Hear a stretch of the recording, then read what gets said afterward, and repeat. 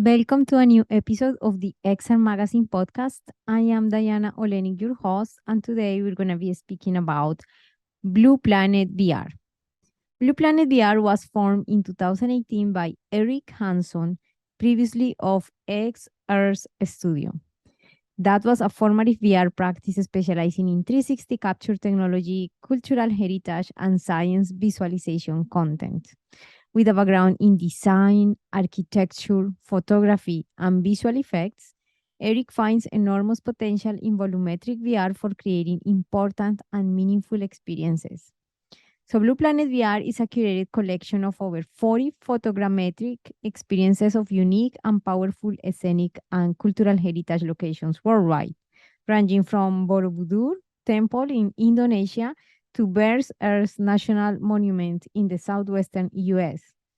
With a high level of digital production and art direction, BPVR offers compelling 6DOF or 6 degrees of freedom, presence, and mobility within these remarkable locations, some even offering hang gliding flight experiences over spectacular terrains. Interactive features are used to deepen understanding and insight of these fascinating and unique locations. I promise you, this episode is going to be amazing. So if you are ready, I'm ready. Let's do it.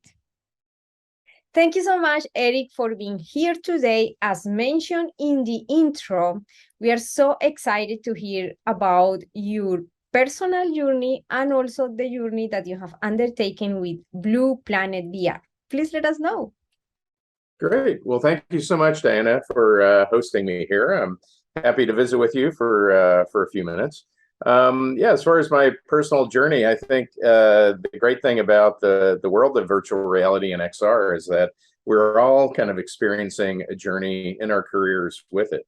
And this has certainly been, I don't need to go that far back, but I started off as an architect, and then I got involved in the film industry here in Los Angeles, helping pioneer digital environments and backgrounds for feature film. And I worked in that field for about 20 years, the whole time trying to perfect or at least achieve a high level of realism in kind of the worlds of fantasy in cityscapes, a lot of science fiction type of work, a lot of major films.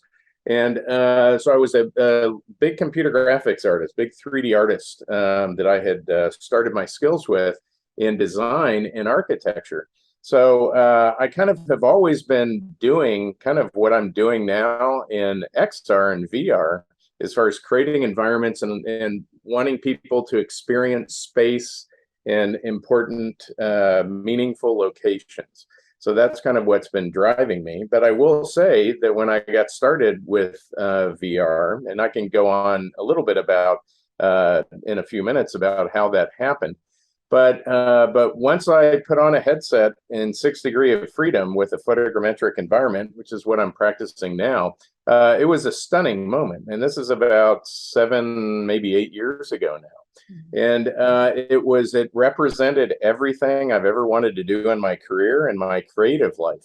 And it just was a magical moment. When I first experienced one of our scenes, it was an Egyptian tomb captured with National Geographic on a film project that we were on in Egypt. And by bringing that tomb in, we kind of were just experimenting with real-time graphics at that time with the very first Vive headset. And I'll tell you, I had chills down my spine. I was absolutely overwhelmed. I call it my Watson Bell moment with my then business partner, Greg Downing. And it was just an amazing thing because I knew that was at that moment where I was going to spend all my time in the next phase of my career, where I am now, with capturing real world locations and what I believe are very important and kind of meaningful places, and allowing others to try to make a connection to those through VR and with 6 degree of freedom. We had done a lot of 360 film before that, working with Jaunt. It was a camera company, you may recall. And I also lead cinematic VR instruction at the USC School of Cinematic Arts. So we have a kind of a prior history of 360 filmmaking and storytelling with a variety of kind of visual effects media, a lot of 3D, 360 stereoscopic film, and some photogrammetry and digital terrain.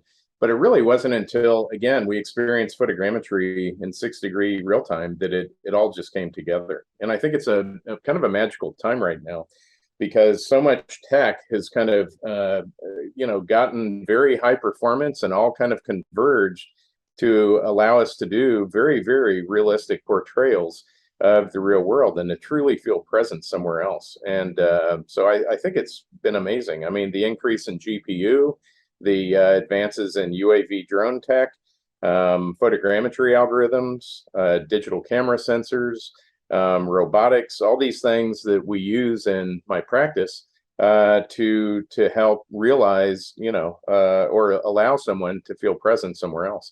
And it's just been, and I think I'm a big, big believer in real world versus the world of fantasy. I kind of turned my back on fantasy and film at one point that I can talk about too, but that, and I'm a big believer, not so much in fictional worlds in VR, although I think there's great opportunity for that, but mostly allowing people to experience real world locations. I think it's magnificently powerful. And so I've kind of, in a way, I've pivoted away from the world of fiction that I did in feature film.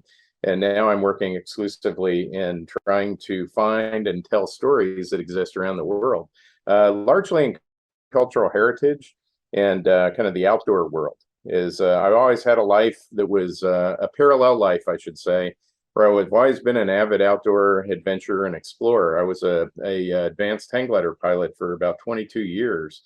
And early in my life, and was an instructor and competitor and so forth, and just had really explored all over the United States with exploring via my hang glider and experiencing beautiful sense of space and and landscape. And so that kind of, I think, is another one of the inspirations that I got started with Blue Planet, was just the meaning that I pick up from the natural world and from landscape specifically.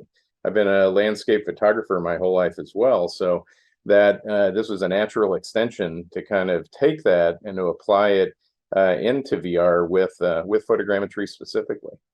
Yeah, amazing. Thank you so much for sharing that background. Sounds, of course, this is something that has been being built for many, many years, and you have a lot of experience there to offer. Thank you so much.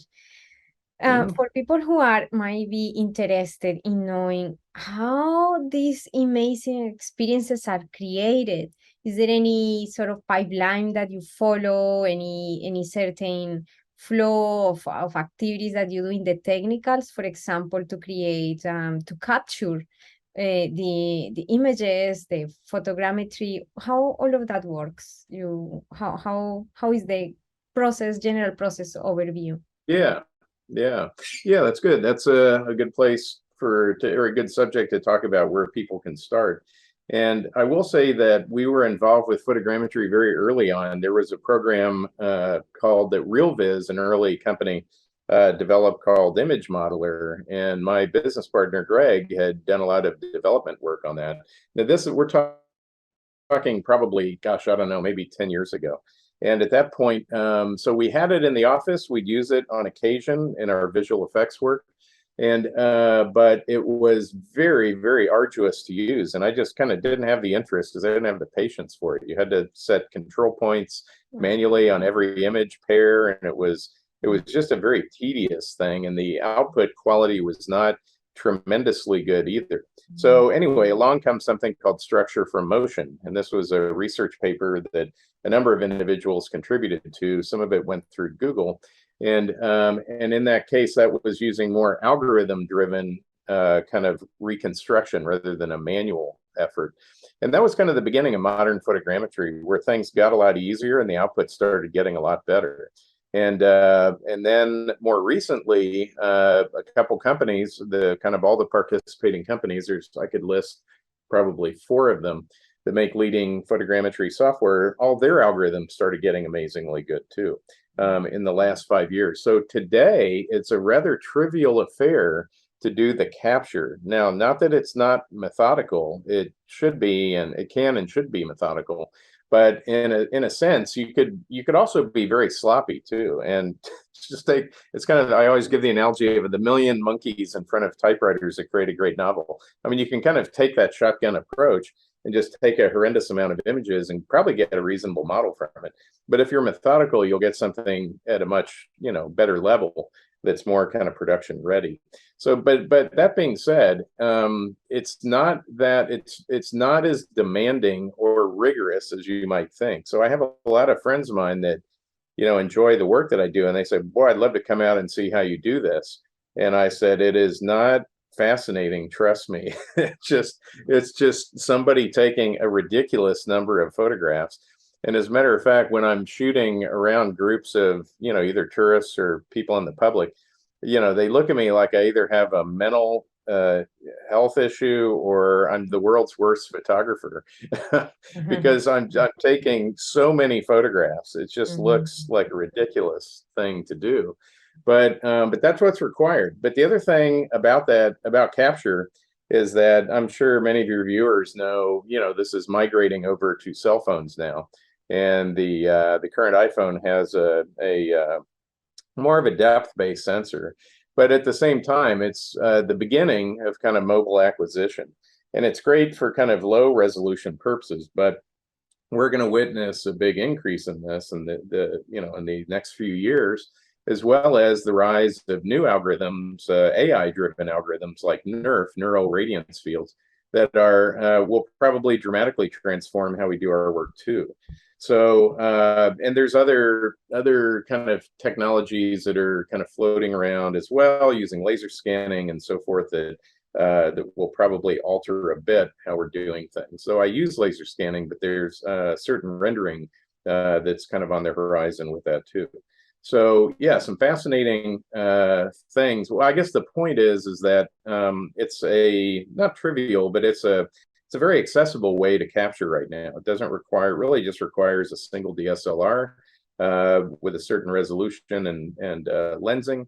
But it's pretty flexible. And again, your cell phone, if you are somewhere without your DSLR and you have a decent cell phone, you can capture objects in some locations with pretty good results, So it's not that tough. But again, in the future, it'll become less of an area of specialty for somebody like me, and it'll become, just kind of part and parcel of how we acquire our memories, right? So instead of photographs that we look at, we're going to be re-experiencing those spaces, whether it's in a headset or, through a device or what have you. But it'll really be kind of the end of still imagery for, memory keeping and gathering. And it'll become a spatial thing. So it will be definitely, I'd say in the next 5 years, it'll transform into that, where it'll be very common to do these kind of captures. Yeah, definitely. Thank you so much. It's just like when initially photography was more like certain what the technology allowed at the moment, just black and whites and doing all the process with the negatives and all of that. But now it has evolved a little bit more, and people enjoy more when there is movement or when they can go into a new experience and go back when they were little and experience that city or that place and visit it again and bring back those memories. So yeah, that's an amazing media for that. Thank you for sharing that. So how about Blue Planet VR in the context of how it was created and how now bringing these more advanced maybe techniques in order to create the experience of Blue Planet VR by using these capture processes, technology, etc. How Blue Planet VR now works, now that we understand how the capture takes place in the process.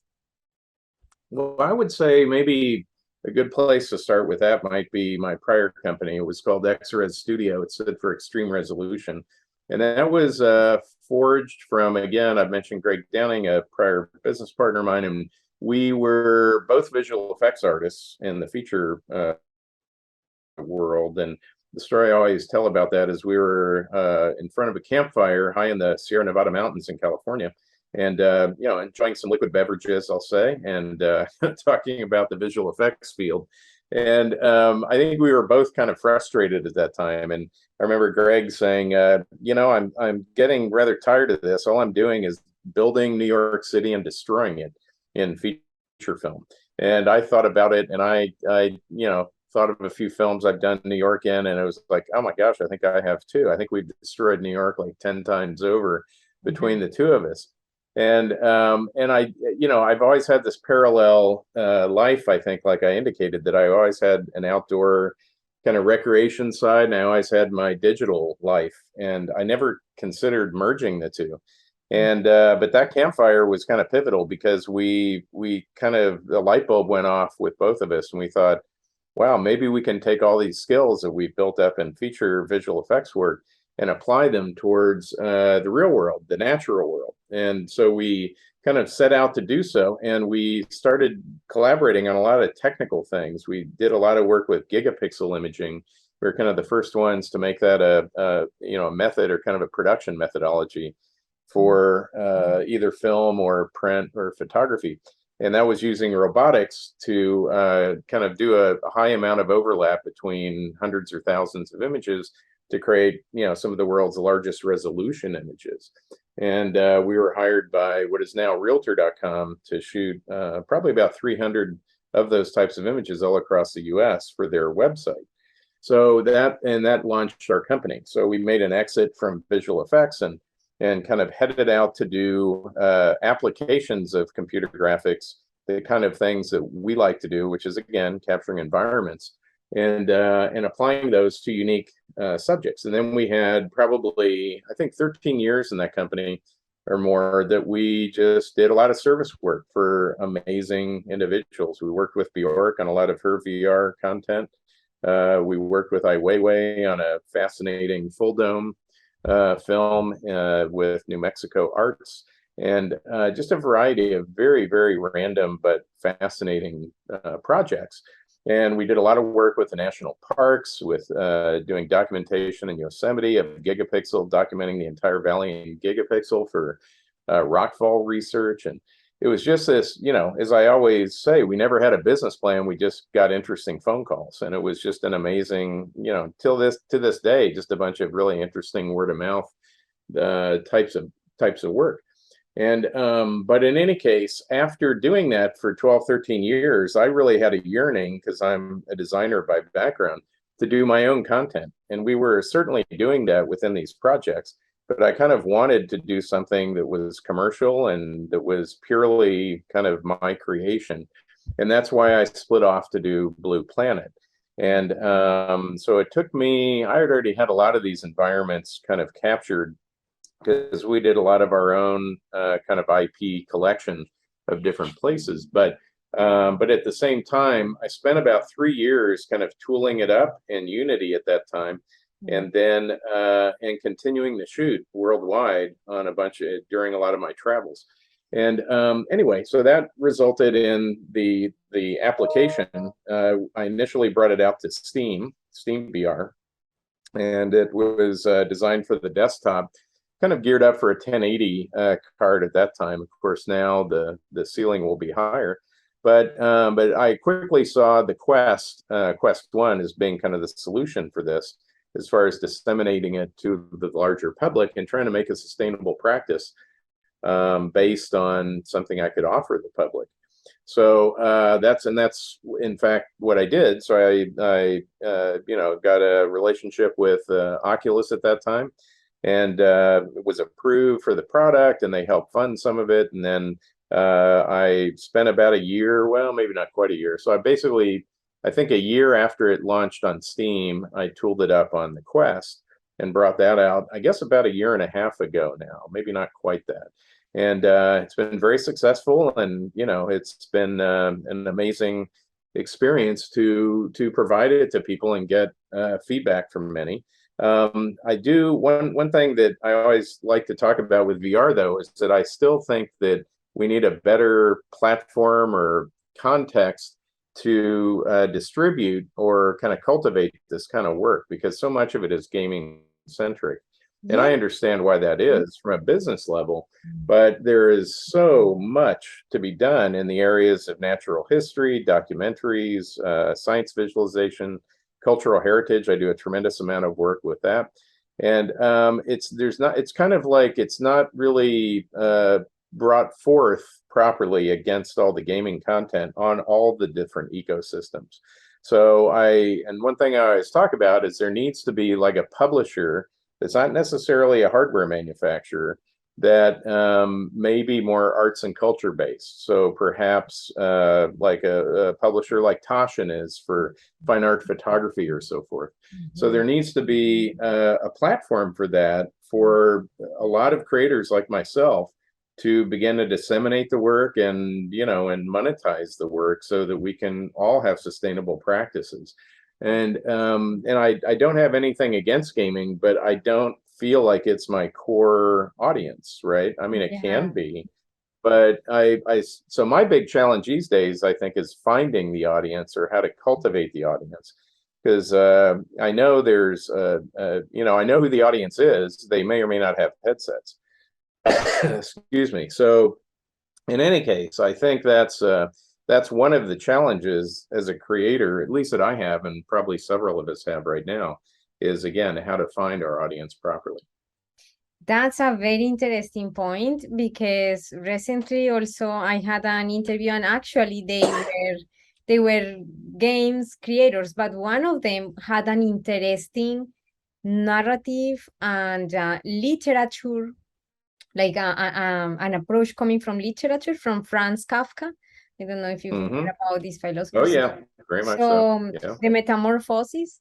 yeah. So they were also, discussing about this. We were discussing in the episode, and I think that is related with that, the fact that there are certain type of works that are for a specific segment audience, that are more Hmm. artistic, or the people that appreciate the art more, like the fine arts, or these experiences that are related with nature, with history, with Hmm. geography, with social sciences, and all of this. I think that is absolutely a good point, to maybe somebody or an organization decides to explore this important outlet that should be there for specialized works like these ones, or specific works like this one. It is a little bit difficult when I am browsing on the Oculus Quest to see what type of experiences there are. And it's a little bit difficult that everything seems, it says apps, but there is not something specific for art. I mean, art in the sense of what you're saying, exploring this, Hmm. more like experience. I see a lot of games in my view, in my UI, in the Oculus, for example. So that's another example. I don't come from the gaming world. I like Hmm. more to explore the social experiences, business apps for productivity or work, or this type of work. And I totally agree that there has to be something specifically for this topic, because it's a little bit difficult to find sometimes the apps when they are all mixed with gaming, and more people come for gaming. Yes. Thank you Well, for it. I think if we compare this to the media industry, to film and television, is that the hardware manufacturers are not the arbiters of content. Now, so far in VR, that's been the case, and it kind of needs to be the case. I have nothing against any of the manufacturers doing that, Yeah. but but what happened in film is the rise of the studio system, right? Where content is its own ecosystem and its own financial platform that's not necessarily related to the hardware. Like in other words, back when stereoscopic televisions, flat screens came out, didn't live very long, but this was what, 12 years ago or something.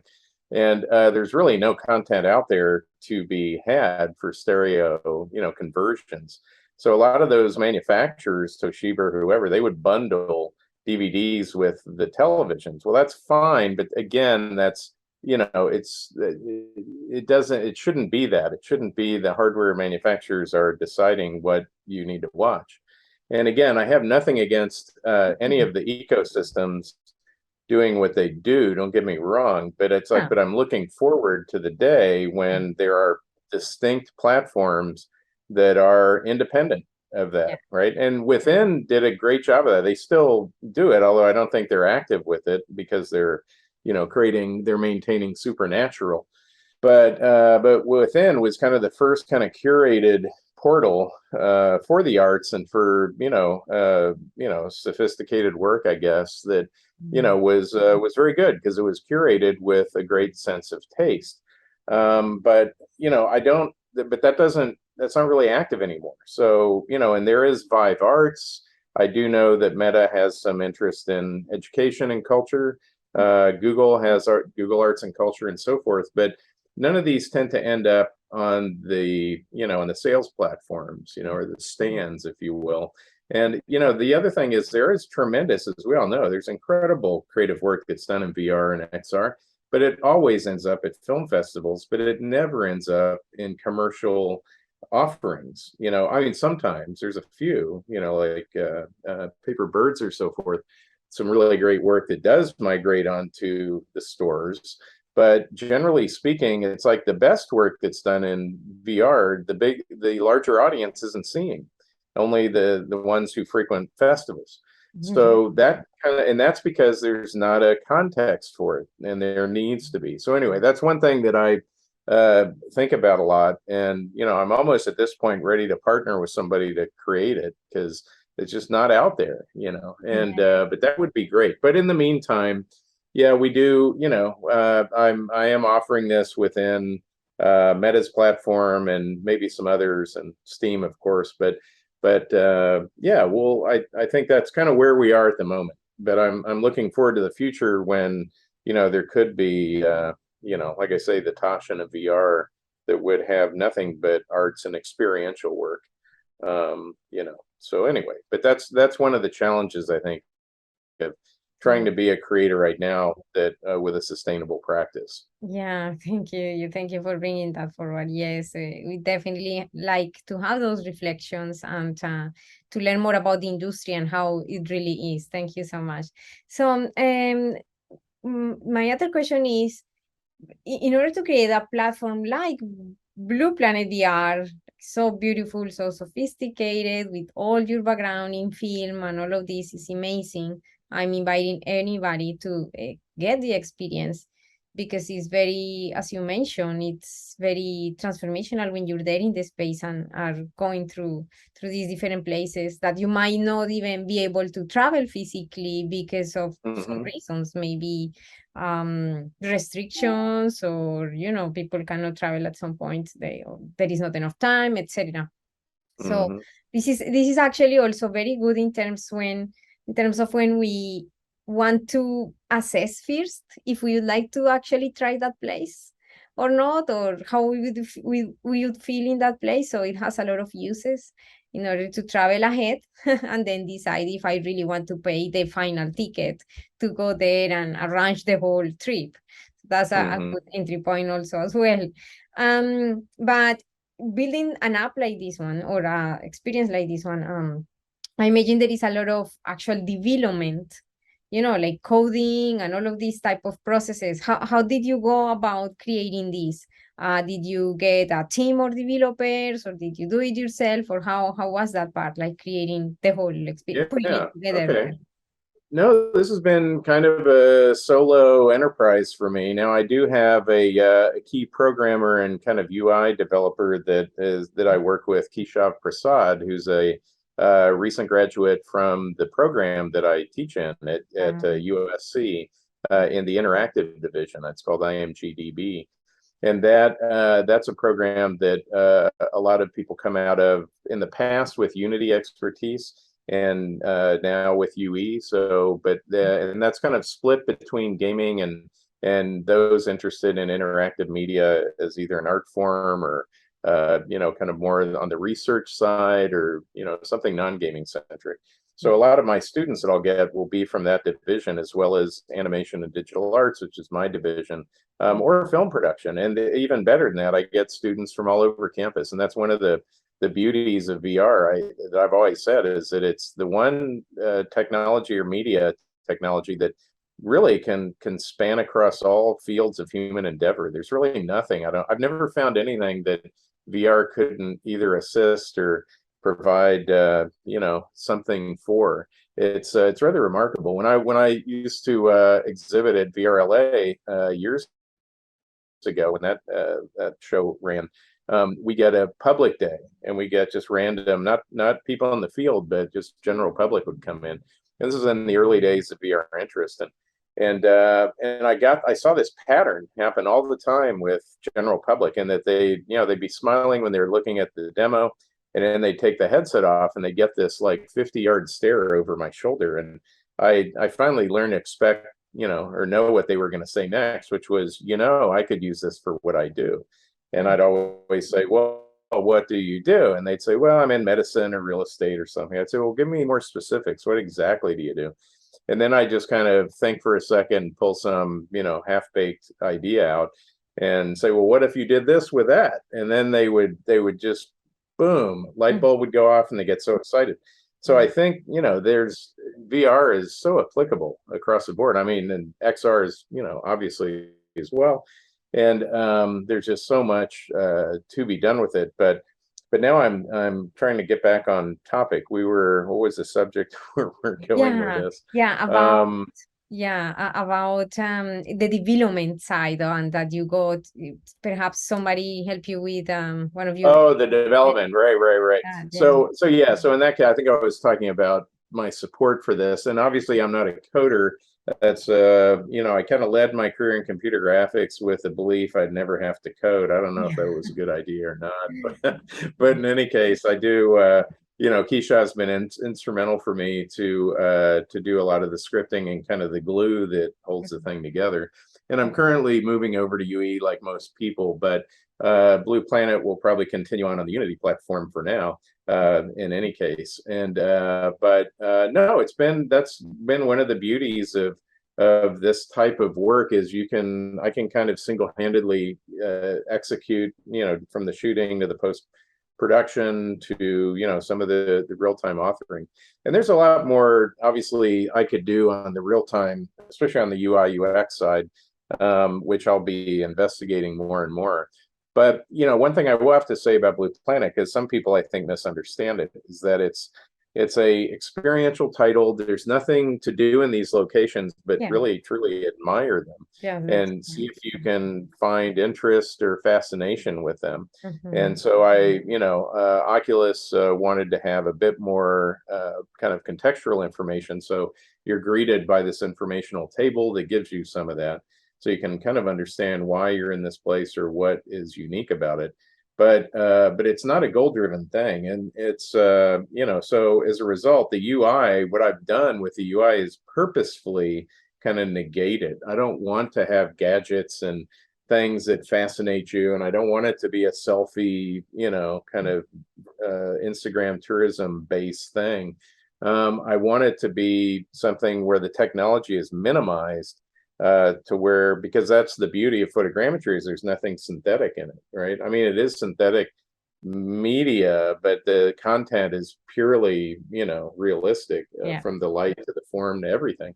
So I'm trying to negate that. Well, a lot of people think the UI is too primitive, but in fact, again, I kind of want it to be that. There are great options though, for either, and I have some of this buried down into many of the experiences where you can grab or detach sections and scale them down, inspect them, maybe get some other information. So there's a tremendous amount of educational UI that can occur.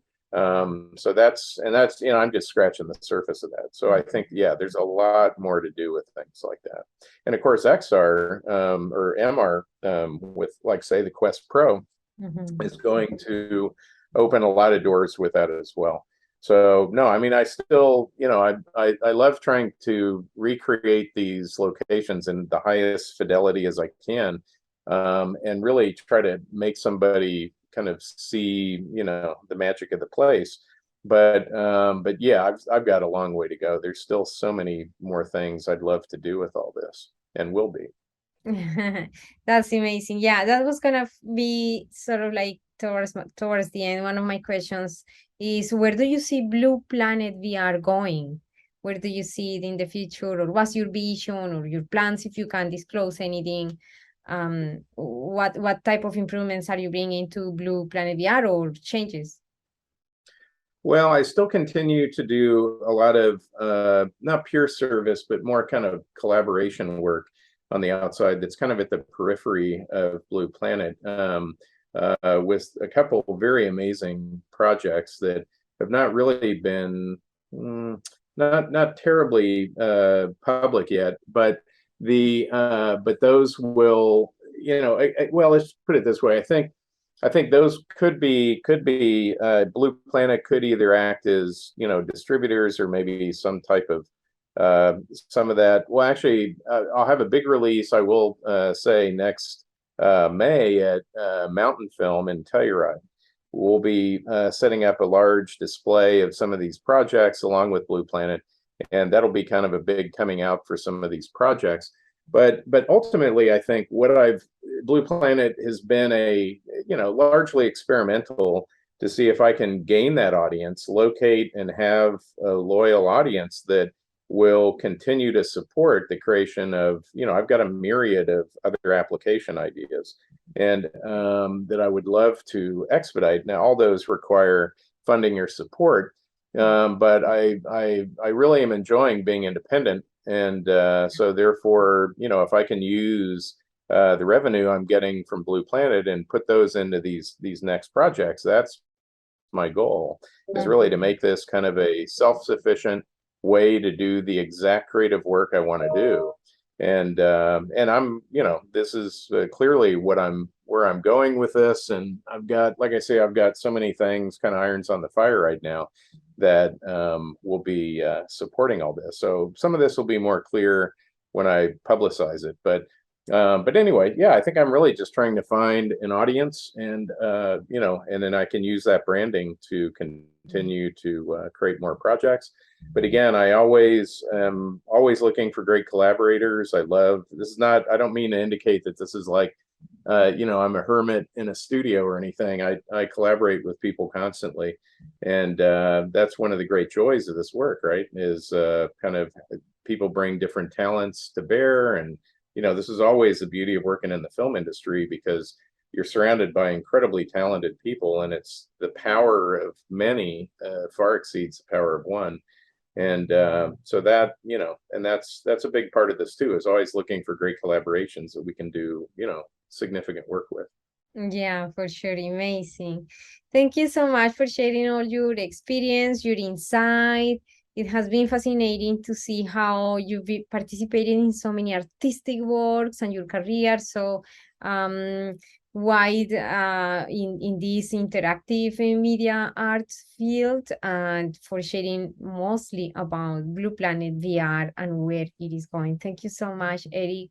I wonder, do you feel that you wanted something else to be asked today? Do you feel that you want to add something else, or Oh, any? I can talk for hours, but I think we probably covered kind of the general, why and, what and how I'm doing all this. But I mean, the only thing I would add is there'll be a big update to Blue Planet coming up, probably first of the year, I think. But I'll have 20 more scenes coming What? in sets of volumes for a small fee, and then I'll just keep it. I'll keep adding to that. So I'm revising the lobby UI to accommodate new content, and so that's very exciting. I have 20 rather remarkable places from around the world that I've been developing, and that'll be coming out shortly. So yeah, I think this will be this is not a one static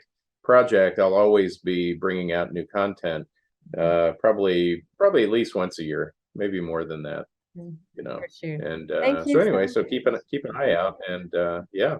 And like I Yeah, say, anyone that has interest in this, I'm always looking for collaborators for, where this can go. And like I say, there's a lot of power in different people's ideas, and that's what I tell my students all the time is, there's a great quote. Actually, I'll end on this. There's a fantastic quote, and I wish I knew who to attribute it to. I only heard it. I don't know who sourced it, but The quote is that VR is theater before Shakespeare. And I think it's a fantastic quote because we have the technology, we need the Shakespeare. You know, we need the powerful work that makes someone want to go out and spend hundreds of dollars on a headset. You know, that's kind of true, but it's not entirely true.